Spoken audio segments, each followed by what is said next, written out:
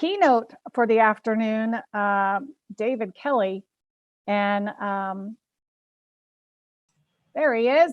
The magic of technology. There you are. Hi, good to see you. How you doing, David? Well. Good. I'm doing very well. Good. We've had a full day today, and we've gone from one end of the earth to the other. As a matter of fact, for the attendees that are still in the house, I know we went to London early this morning. We just got back from Arizona. We went to Ohio. We had folks from Mexico and Argentina on the webinar today. So if you're in the room, just go ahead and pop in the chat where you're joining us from today. And while our attendees are telling us where they're joining us from, David, where are you calling from today? I am calling from Long Island, about 20 minutes outside of New York City. Okay, so we got a New Yorker in the house. And it looks like we have Florida, South Carolina, Kansas City, Michigan, Vancouver, a Canadian, Maryland. That's where Global eLearning and our base is for the conference today. We're out of Maryland. We've got folks from Minneapolis. So as you can see, it's quite a diverse crowd we have here today. I see that. Yeah. So we've had a really exciting day, David. I don't know how much you've been able to listen and join, but we've touched on everything and some of our themes just to bring everybody up to speed. Some of our themes today have been on corporate messaging, getting involved, empowerment. Certainly social responsibility has been a strong theme for today. We've also had discussions. I've got my notes here. We've had discussions, as Chad just mentioned, on including our employees in our training initiatives, compliance initiatives. And we've also talked a lot about the fast changing world of e-learning, especially driven by the COVID crisis. And I've shared a few facts today, but a couple that I know will be close to your heart. The one that I had here is that the US e-learning market is projected to grow by over 12 billion with a B dollars between 2020 and 24. Now, I don't have a date. I know this was a recent post. I think that it was in June. So I would estimate that that's probably going to increase. What do you think? I think that's plenty of reasons that it will, yes. Yeah, certainly. Certainly more people are embracing it. There was also a statistic about the corporate e-learning market, and that e-learning has led to, and this one kind of surprised me, but again, you probably already know this, e-learning has led to an increase in income for 42% of US organizations. Mm-hmm. So tying e-learning directly to income, because we always get the question about ROI, right? Yep. So what's your feel on that? Well, there's a number of reasons it's there, but I think we're seeing e-learning increasingly used in a customer-facing way, customer education, customer satisfaction way, getting people to be more happy and more getting more ROI to the products that we sell them. And we're seeing that more and more, and therefore it's got a more direct connection to the revenues that we're able to generate. Yeah. All right, so we'll get moving on here. Again, we'll just reintroduce David Kelley. He is the Executive Vice President and Executive Director of the Learning Guild, certainly a well-respected organization around the globe. We are so excited to have you here. We all know that 2020 has changed e-learning, but your specific topic is why 2020 has forever changed the learning and development industry. So David, we're going to allow you to share screen and get on with your presentation.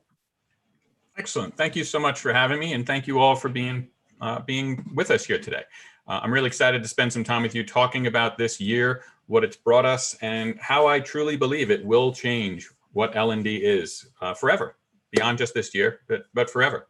And I think we all know that 2020 has been a disruptive year. And that's probably the understatement of the day. But I'm curious from your perspective, and I want you to use chat on this. I encourage you to use chat for this first question. And I also encourage you to engage in chat throughout the entire session. I like to do conversational sessions in this sort of a format. So feel free to ask questions directly through chat, through the Q&A feature, and add commentary to anything that you see that's any conversations we're having here. I love to bounce things through the chat here. But I want to start with just looking at 2020 and where your mind is at. And I want to start with a very simple question. Using chat, I want you to answer a question. I want you to describe 2020 using no more than 3 words, using chat. Some of us have kids at home, so be selective with your 4-letter words. But using chat, I just want you to use 3 words to describe to me how 2020 has been for you, what you would use to describe 2020, and just use chat. Throw some things in there. It was hard, life-changing, absolutely. I see that coming through there. Forced innovation, I like that. Changes everything. Isolation, monotonous. Changing, adaptive, innovative, good. Yeah, I see a lot of nice mix there. Remote work explosion, good. Demoralizing, absolutely. There's definitely some challenges there. What I find interesting as I look at what's coming through the chat here, anti-community, that's interesting. I want to give you a call and find out more about that. But it's been, and I like seeing reveals my weaknesses. I think one of the things that's here is where we are forced to look at things differently.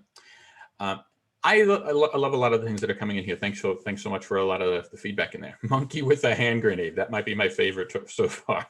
And that's actually a pretty good segue into where I like to go to find answers to these sorts of questions. I do feel like the internet provides us with many of the best answers to questions like these, often in the form of memes. These are some of my favorite memes as it relates to a similar question around this of what is 2020? I think these are all fairly accurate in their own way. I think that this has been a very challenging year for many of us in many different ways. I think for all of us in some way, 2020 has been a challenging year to different degrees. But when I was invited to do this session, and to be completely honest, one of the reasons, despite how extremely challenging my calendar is for the last 2 months of this year, that I said yes, is the context that Gary and Matt gave me around what they were hoping that I could deliver here. 2020 has been a disruptive year. 2020 has been a difficult year for many of us. And not just through work, not just through daily lives, but just if you think about what life is like for us between the pandemic and the challenges of work, even the extremely difficult election cycle that we all just went through. It has been a year that has been wearing on us, and you saw that represented in the comments that people left in chat.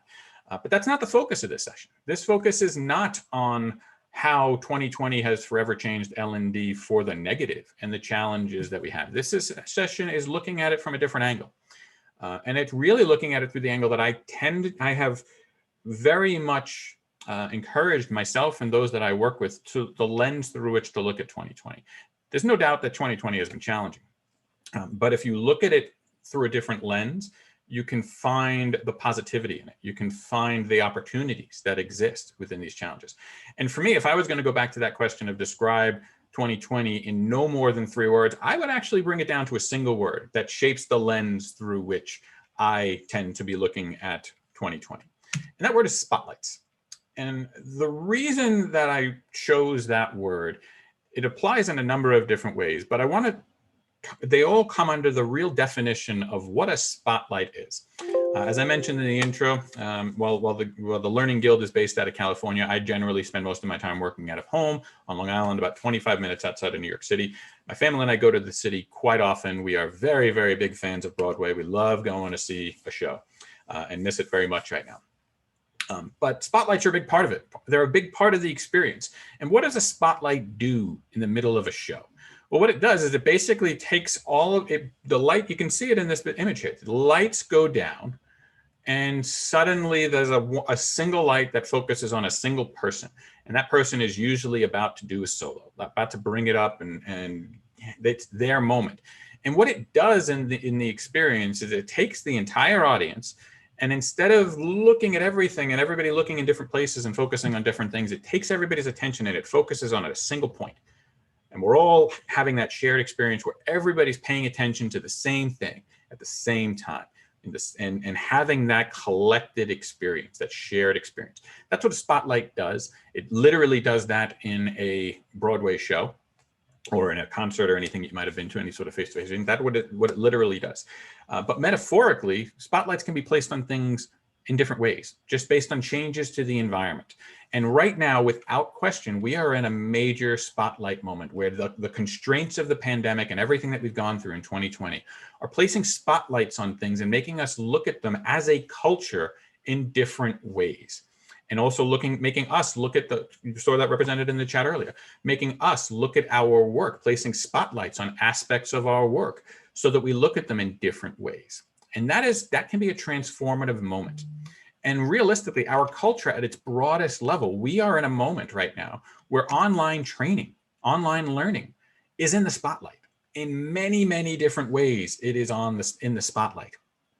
And that spotlight has a lot attached to it. It has opportunity attached to it, which was my main point. It has risk attached to it. It has concern attached to it, but it has opportunity in there. And it changes the dynamic of it. And what I want to spend our time together exploring are specific areas of the work that we do, kind of subsets of this global spotlight of online learning, and look at specific subsets of the work that we do and how it places the work that we do under a spotlight.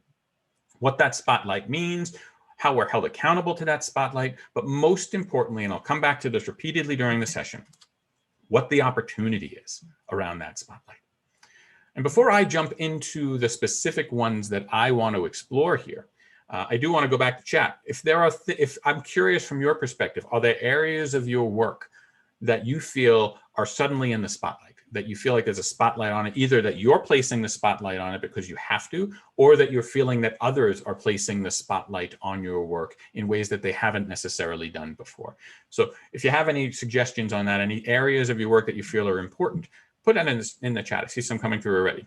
Process improvements, diversity and inclusion, absolutely. It's another one of those cultural and environmental things that is going to be very present in our work. Yeah, continue to put that in chat while I start jumping into some of these other items that I put in there. Good.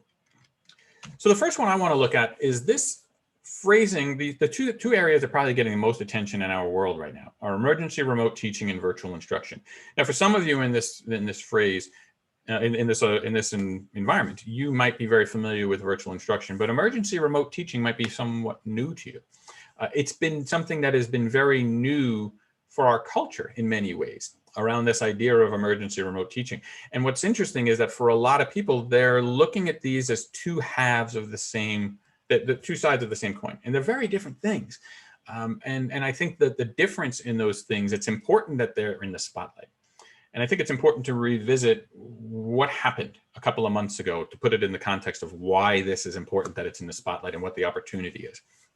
Obviously, when the pandemic emerged, we had this moment where suddenly things that were traditionally face-to-face immediately pivoted towards digital. And that was a very, very disruptive time.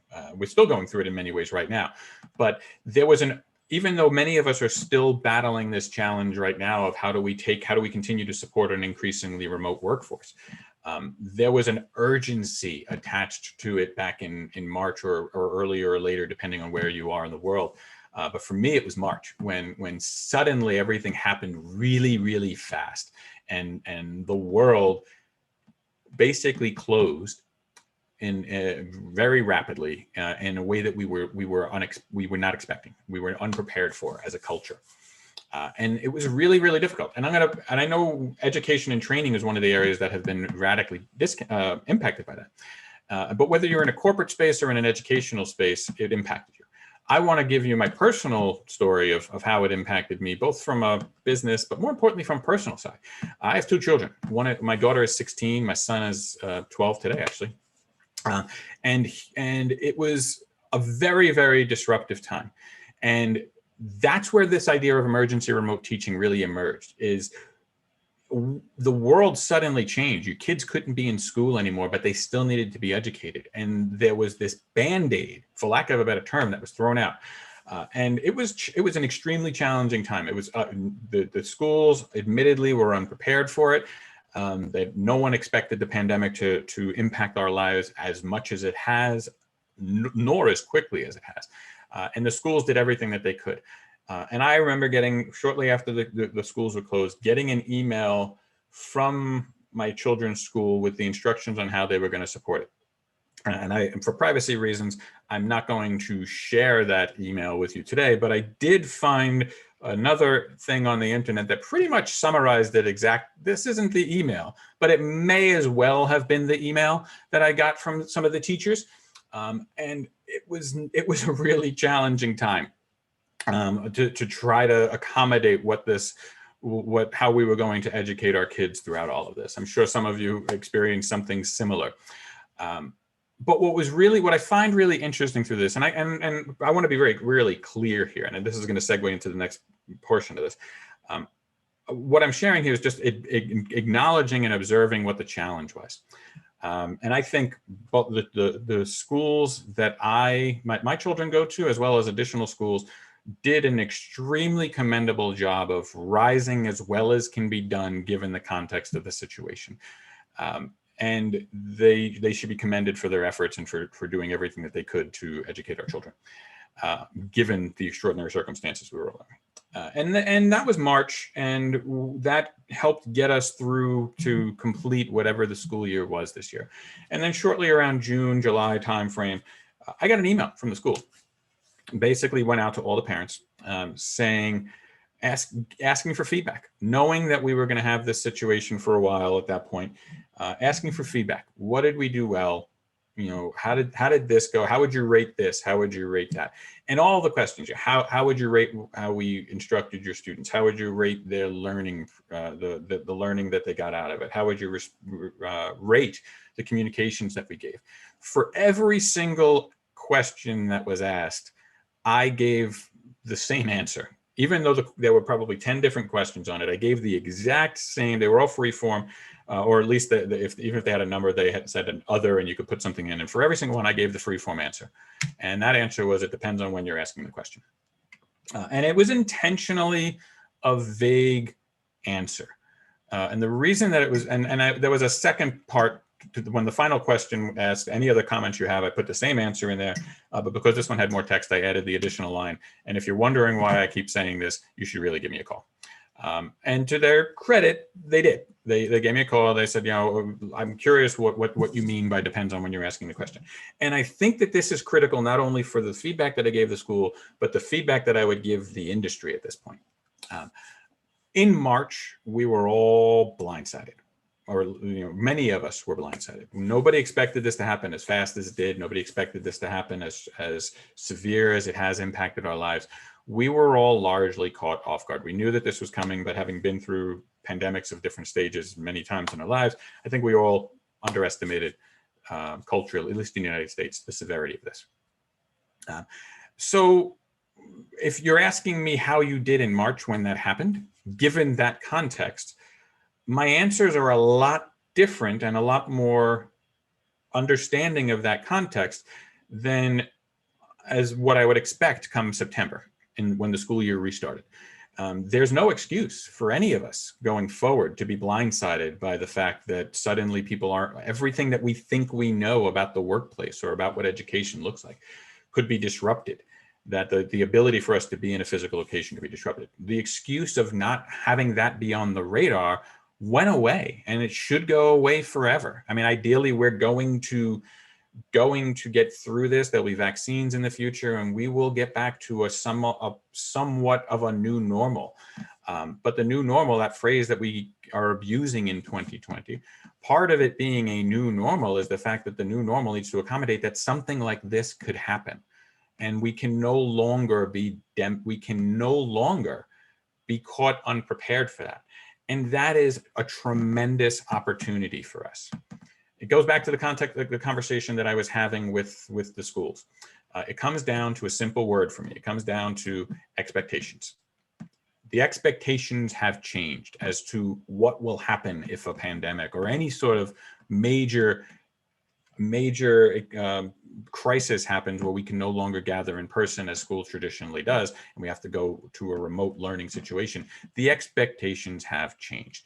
And the expectation for what the future of online learning or virtual school or whatever phrase you want to throw at it isn't this. It's not that. As much as I give people a lot of credit for everything that they're doing to get people into virtual educational environments, it's not just the screen in terms of the education. There's more to it than that. And I will go a step further, as I said in the conversation. So it's not just doing it in a more organized way or increasing the tech and making it so that it's a smoother experience of converting the classroom to a digital environment. We need to go beyond that. The opportunity that exists right now is to take this spotlight, take the energy and the resources and the attention that is being absorbed in this unique moment that we're in, to take the reins of what virtual education, virtual training truly means, to really embrace the full scope of everything that can be done in a digital environment. We have the opportunity to not make the mistake we often make in learning and development as it relates to new technologies. Granted, these are not new technologies in the most part that we're dealing with, but we have a new context around the existing technologies. And one of the things a mistake we very often make in our field is when a technology emerges, we approach it with the wrong question. We approach it by saying, how do I do what I do with this new technology? It's why a lot of the early stages of e-learning looked like taking the PowerPoint and putting it online so people could naturally click through it. It's why when mobile devices and smartphones emerged, a lot of the early, what we called M-learning at the time, looked like taking the e-learning and putting it on the screen, because we treated it as a screen. But in both of those cases, when e-learning first emerged and when M-learning first emerged, we defined the experience that applied to these new platforms by the experience that came before it. We allowed that definition to carry over, as compared to approaching it with a question like, how does this new technology change what I do? What are the opportunities through this new technology that enable us, that I could do something different, that enable us to solve this problem better or be more effective? And when you approach a new technology with that more open mind, that's where the possibilities lie. That's where the potential lies. And I encourage you through this moment to look at how virtual education can be different than just converting what we do in a classroom or what we do in e-learning to a virtual environment. If we're going to be engaging people regularly through a different type of a platform, we should be looking at all the different ways that we can do that. And things shouldn't fall off the table just because the technology is in the way. There are ways to get people to engage in things like practical hands-on experience through virtual environments that may not necessarily be what we've done in the past. And that's an opportunity right now. That's an opportunity for us to change the dynamic around what virtual education is. It's an opportunity, and there's also risk attached to it. The risk that I attach to it, as it comes back to the word expectation. Expectations are being set right now, not just with us, but with those who are consuming what we do. There are the expectations of what it means to go through online learning. I know that I speak to a lot of parents, and there's a lot of them who are kind of like, oh, they got to go through the online learning. Well, part of that is part of it is the change management aspect that needs to be paid attention to as well. But part of it is the experience that they get. And these experience of what online learning is, are setting expectations around what online learning should be. And we need to be aware of that. We need to be setting positive expectations for what we could be doing through these environments, so that when we get to the new normal, and not only are these available to us if the crisis came about, but they just become a part of the new whole. They just become a part of what we're doing. And I encourage you to look at your virtual platforms differently as we move forward.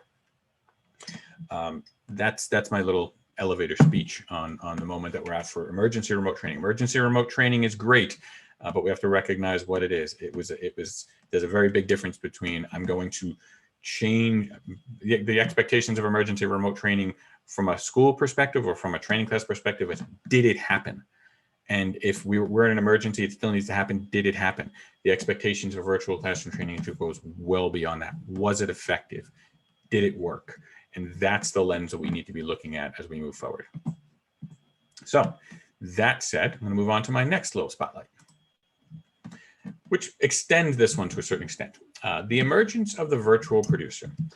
This is a really important thing for us to be considering here. We've got virtual producers on the event that we're at right now. Virtual producers are a critical component of raising the bar of what a virtual experience is. And we tend to overlook it. They're the silent person often behind the window that you don't often see, like you're seeing me right now. And they can make all the difference in terms of what it is, the quality of the experiences that we're creating for people. I work for the Learning Guild. I've been here for about 8 years. And I admittedly, as much as I've been in training and development for up to 30 years, spent a lot of time doing virtual classroom environments in corporate settings. I did not appreciate a virtual producer in the way that I do now until I started working for the Learning Guild. Because for me, again, the definition of what it means to conduct a virtual classroom session changed. When I was working in finance, I spent about 20, 30 years working in finance, doing training and education for people. I was in an environment where I had to do virtual classroom trainings all the time. And the ultimate success rate for it, beyond just our metrics of learning, which we had tracked separately, in terms of the execution of a virtual event, was did it happen? And I did them by myself. I managed the platform. I launched the producer. I was the facilitator. I was the producer, even though I didn't realize I was the producer. I did all of these different things. And it wasn't until I had a producer that I started working for the Guild, where we have a dedicated producer who hosts all of our online events. Her name's Karen Gleason. She's wonderful. We have hosts who help us out by contract as well. That I really recognized how important that role was and what a differential it makes, in the sense that you have someone who's managing the technology, who's managing the behind the scenes things. Even right now, while I keep talking to you about chat, I'm looking at chat from the standpoint of the conversation that we have here, from the content standpoint, from what we're talking about from the session here. I'm not monitoring it for technical issues. I'm not monitoring it to make sure, I'm not monitoring this Zoom room in any way, shape, or form to make sure that it's stable and all of the things that you need the platform to do to have a stable and effective learning environment. There's someone behind the scenes who's managing that, which enables me to focus exclusively on the conversation that we're having. It enables me to focus exclusively on the content, on the conversation, on the learning points that are here. It's enabling me to deliver a more effective learning experience for everyone who's participating or watching it online.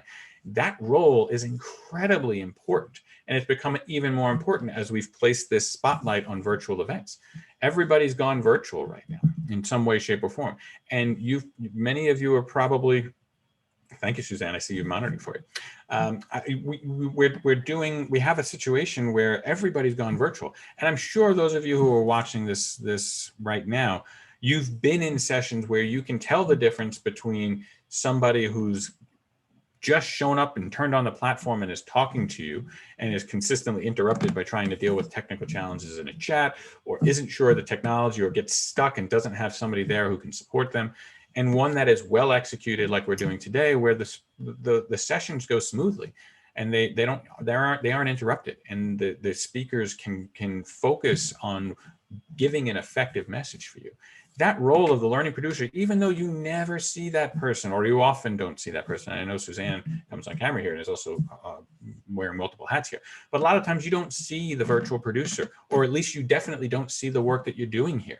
You see someone like Suzanne who's here just hosting a session, but you don't recognize what she's doing behind the scenes. It is such important work to take the barriers down of, is the system going to work? That's offloaded to someone else. And that role, the importance of that role is so important in the context of the pandemic. We see so many, I see this in the work that I do, monitoring the industry and seeing what other people are doing. You can tell immediately when a session doesn't have a producer available to you. And the spotlight that the world has on online engagement right now, it's becoming more and more important that you have that layer of quality. One of the things I do think is going to be an extremely positive takeaway from this pandemic is the focus, the attention, the resources that are being poured into virtual engagement that we have with people. are going to help raise the bar. It's going to have new technologies that are going to emerge, new methodologies, new processes, and just a higher expectation is going to come out of it. And the role of the virtual producer is going to be one that is going to shift rapidly, in my opinion, from a nice to have to a must have. It's going to be part of the equation for a lot of organizations. And that is an incredibly valuable opportunity for us in our field to be taking advantage of. Another aspect of change, another spotlight. Communication has become incredibly important. It's always been important, but I think a lot of time when you have a disruption like a pandemic coming through, the holes in our communication workflows become gaping holes. Suddenly what became something that, this is just the way we communicate, when you have certain aspects of that workflow just evaporate overnight, communication suddenly, and all the things, even the water cooler conversations and stuff that you count on all the time, it goes away.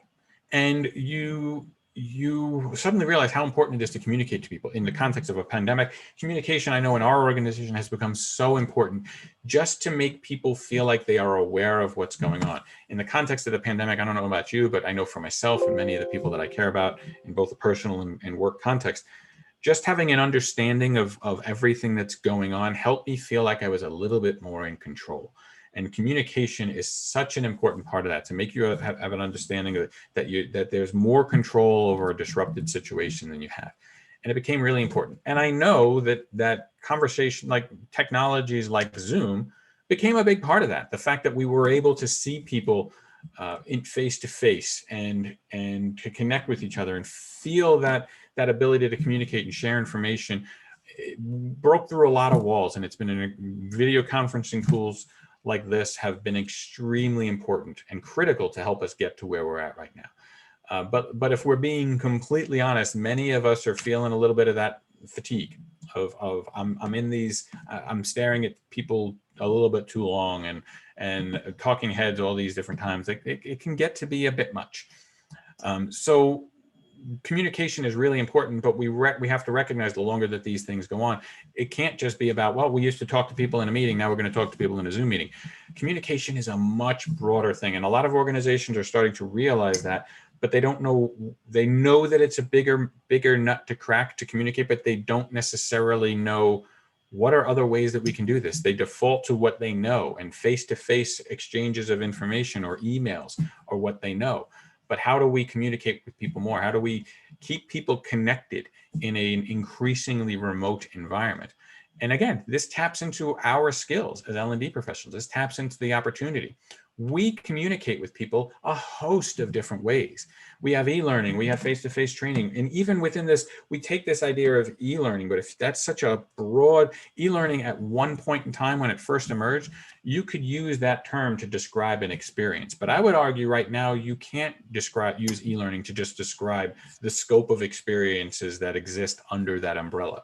You can't have a virtual classroom experience and a virtual reality experience and a technical experience and just say, they're all e-learning. Yes, technically it's accurate, but those are very different and unique experiences. They're not all the prototypical course of what an e-learning might have traditionally looked like.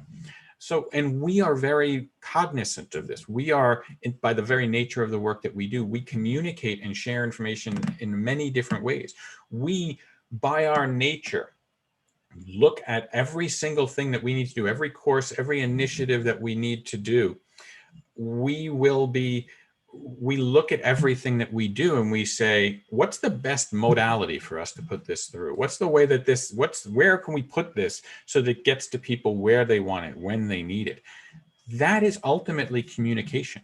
And we have a very unique and broad set of skills that applies to communication in general, that we have the ability to help bridge the gaps in communication that our organizations are dealing with through this pandemic and this shift longer term towards more remote work. We can leverage the skills that we use for training and education to help our organizations communicate with employees better and help them feel better connected to the organizations we work for. And that extends to the next spotlight that I would place on, which is the definition of collaboration is changing. And I can think of no example better than why this definition is changing than if you do a Google image search on the word collaboration. It's terrifying in the context of today. I mean, the number of pictures that you will see for a Google image search around collaboration that look like a bunch of people putting their unwashed hands all together is terrifying in today's context. That's what you see when you talk about collaboration, and the stereotype of what collaboration looks like on the average site for stock images looks like a meeting. I mean, it looks a lot like this. And that's really that you can see that these people are collaborating, but collaboration has changed. You can't collaborate like this as easily when everyone's remote across the globe. I mean, using my example again, I work for a company that's in California. I live in New York. And to bridge that gap, I generally have gone out there every month for about a week, and we have meetings and we collaborate. We work on projects when we're together with the team. But I can't do that anymore. I cannot collaborate with people in that same sort of an environment. So we're finding ways to do it. We have Zoom meetings, we have things of the sort. But what excites me more are these, because we've been pushed into this space where we can't collaborate the ways that we're used to, we're seeing new technologies, number of different technologies, some of which that I would throw under the heading of e-learning, some of which might extend beyond the general definition of e-learning. But we're seeing a lot of technologies that enable us to connect in different ways.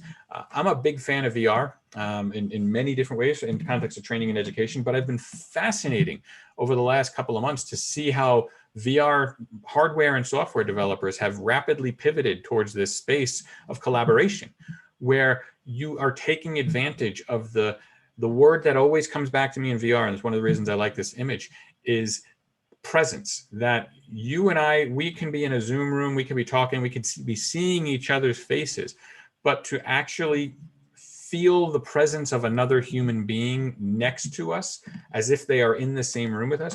VR delivers that. Even if you're dealing with animated like avatars of what you're seeing here, the ability for us to feel like we're in the same room is rapidly emerging as a critical use case for VR for organizations. I see the question coming in: how do you collaborate virtually? We are personally not using it. I'm playing with this in some of my non-work environments. Some of the one of the things that's great about my job is I love what I do. So my play is often overlaps a lot with my work. So while we at the Guild are not necessarily collaborating in a VR environment, I do this in other spaces. How are we collaborating in a VR environment? We do take advantage of a lot of the virtual classroom technologies that are out there, but we look for different ways to implement them. We are big fans of breakout rooms for ways that we can get people into environments where they're sharing just uniquely with their team, build something, and then bring it to the greater context of the group. We find opportunities to do that. We find opportunities to leverage these different types of technologies in ways where we can work with them, whiteboarding, or even I'm a huge fan of sharing a screen, not in the context necessarily of what we're doing here, but you can share anything in a screen. You can have a collaborative whiteboard on one screen, and where we're all working on a particular application on one screen. We have the advantage in our environment where, generally speaking, most of us are working in multi-screen environments where I've got a screen here and a screen there, and we can all be actively using a literal application here, but over here we're all sharing a space where we're doing that. So a lot of times the collaboration that we're here isn't necessarily if we're using this tool that does this to collaborate. It's we're using these tools that do these different things to create the collaborative environment that we need for the given context. So I hope that is helpful to the definition for what you're wearing. I see a comment about pants in there. Absolutely. You can make there's a rumor going around my house as to how much of this shirt that you're seeing did I iron? Did I iron knowing what you're going to see, or did I iron the whole thing? And that's all I'm going to say about that. So we'll move forward. But collaboration, I think, is a huge portion of opportunity for us, because again, we are uniquely situated. A lot of organizations, let's be honest, they have turned on Zoom so that they could talk to one another, and that has created a huge bridge that enables us to connect in different ways. But it is not enough, and we use the tools in different ways between breakout rooms and finding ways to we don't focus on just conversation. We focus on numerous ways to engage people. We are uniquely positioned. There is a unique opportunity for us to help our organizations through this crisis and to come out the other side stronger. Next one, challenging of assumptions. I think this is huge. This is about us being pushed out of our comfort zone. I will give you one specific example historically from my career. I'm the executive director for the Learning Guild. And when this role was originally posed to me to take on this role for the Guild, they had said, the only thing is you got to move to California. It's like, the only problem with that is I'm not. My family's here and I want to do that. And there was this assumption that in order to take on this role and this level of responsibility, I would have to be there full time. And I said, I'm not willing to do that. I'm sorry, but I don't personally believe that it would require that. I'm happy to travel there regularly. I do think that having face-to-face time would be good, but I think most of the job on the day-to-day basis I could do remotely. And I'm happy to try it as a trial basis to see if it works. And if it doesn't, then I don't have that role anymore. And I would be fine with that. And because they really wanted me to do this, they agreed to it. And it was a push outside of the comfort zone of what was possible. And it wasn't until it was basically, from my perspective, the owners of the company kind of looked at it and said, well, do we want David enough to do this that we're going to try something that we really don't think is ideal? Or do we just want to move forward? And they were pushed outside of their comfort zone. From their perspective, they were forced to try something that was always something that they would be historically resistant to. And it turned out, from their perspective and from mine, to be a positive thing. We're going through that very, very much so with our organizations. There are a lot of things that historically we're doing right now that when you pose it, you might have posed it to your organization and they looked at it like, well, I don't know, that's not how we do things here.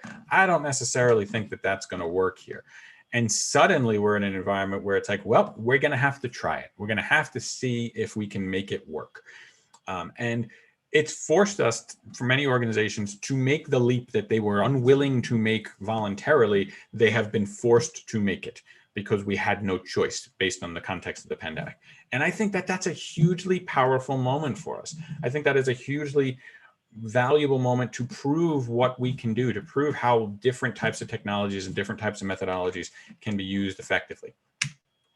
I love this quote by Alan Alda, specifically about this idea of going beyond our assumptions. The idea that we can move much beyond, we're not going to be able to see what the possibilities are until we move forward. And that's huge for us. I know we're getting a little short on time, so two more things that I want to talk about before I get into why I want to, how you can change your mindset around this. The first one is learning technology strategies in general. As I mentioned, we're being pushed into situations where we are now we have to support a workforce remotely. We have to support workforces in ways we haven't done before. We are now laying the groundwork for an expanded definition of what online learning can be and what our learning technology strategies should be, what we need, how we use it, how it supports our workforce. We are in many ways educating our stakeholders for the true value of what online learning can be through this pandemic. By now, yes, we're getting through a crisis, but at the same time, we are building credibility in ways that can open up new doors to us post-pandemic. It is an enormous opportunity that we should be looking at it through that lens. And as Suzanne mentioned during the intro of this, the other thing I know it's come up in a couple of other things, the other spotlight that I think is incredibly important for us to be thinking about in 2020, it's not about the pandemic at this point. It's about the social causes that have emerged. There have been so many disruptive things that have gone on in 2020. I very much hope that we do not lose sight of some of the incredibly important social causes that have taken the spotlight in 2020 and the work that we do. I do believe we're getting traction around them, whether it be the Black Lives Matter movement. I bring it down to that one word, equality, whether it be Black Lives Matter, LGBTQ environments, whatever it happens to be. We are going through, I think also on the educational side, this push to online learning has placed an enormous spotlight on the educational inequalities that exist in our country. I think all of these are extremely powerful. And I do think that we are seeing a shift towards paying attention to these. And if we're going to make systemic change in our country, in our world, then we are learning as a culture. And by that nature alone, we have a huge opportunity to support that. And I look forward to us being able to explore that as an industry. So all of these trends that I'm talking about, they all come down to this idea of, I keep coming back to this lens, the opportunities and such. And it comes down to this idea of there's a lot of potential in what we're going through. But with all due respect to Lincoln Patz and the quote that you see here, potential is more than a cliched inspirational poster that's hanging on the wall of your office. It goes a lot beyond that. That might shape your thinking to a certain extent, but I wanted to close with some how do we make this tactical? How do we harness the opportunities of the potential of despite all the negativity of this year, how do we harness the positive potential of 2020? And for me, it comes down to 3 questions that I repeatedly ask myself for everything that we've gone through, everything that we've been through, everything that we are looking for. And the first one is just the question that I keep coming back to throughout this presentation. Where's the opportunity here? What is the opportunity? Every challenge has an opportunity. Every risk has an opportunity. And the challenge there is giving yourself the space to be okay to look for it. Even in the context of, we just closed our DevLearn conference and expo a couple of weeks ago. DevLearn is the biggest learning technologies event in the United States every single year. We were expecting 4,000 plus people.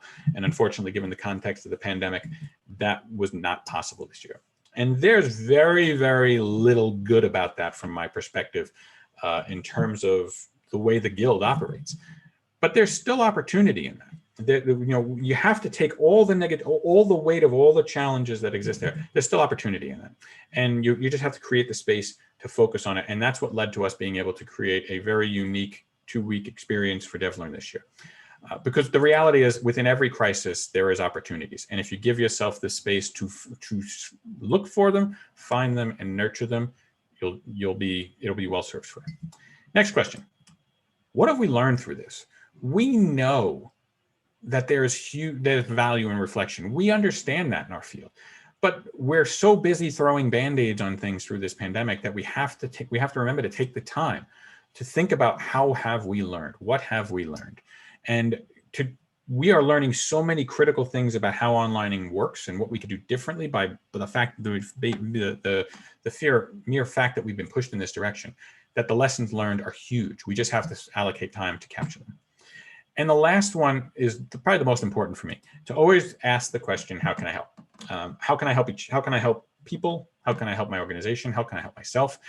It's such an important thing for me that while I was developing this presentation, I took a shot of my screen, of what my workspace is. And you see right on the bottom of my laptop, that's not there for this session. That's there all the time. A simple Post-it note that is a constant reminder to me, how can I help today?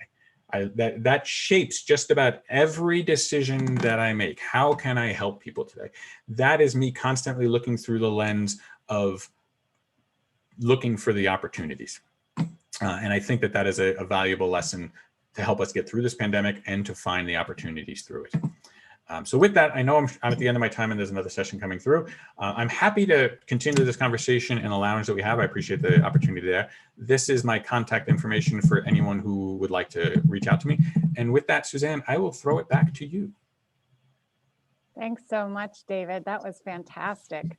I love the 3 questions at the end, because that's something I've always said as well, is that every time there's a challenge, there's always something that can be learned from it. And obviously that ties right into our theme for the day. You gave us a lot of good nuggets there. I put down 5 different spotlights. And I like the way you position that, because I think that I think those spotlights are really important. I also really like the way you talked about the difference between what we're doing now, emergency remote teaching, versus virtual instruction. And I love the simplification of emergency remote teaching is basically just, did it happen? And virtual instruction is more about effectiveness and did it work? And I think, as we're all pivoting and adjusting and adapting, at the end of the day, we have to get back to that second part, which is, was it effective and did it work? And how can we change things to make them be more effective and work better? So really, really good stuff. I know we have tons of questions for you. So I think what we're going to do is move you over to the after party so that folks can engage with you directly. I will see you there. And I'm going to share my screen so that folks have the after party link. Just as a reminder, you will have to log off of the webinar to join the after party because Zoom only allows you to join one Zoom at a time. But please circle back here because our webinar will continue. Our conference runs until 5 p.m. Eastern time today. But feel free to join David and you can engage with him directly in the after party using the link on your screen. So David has left and will be joining you there. And in the meantime, we're going to be bringing up our next guests, which are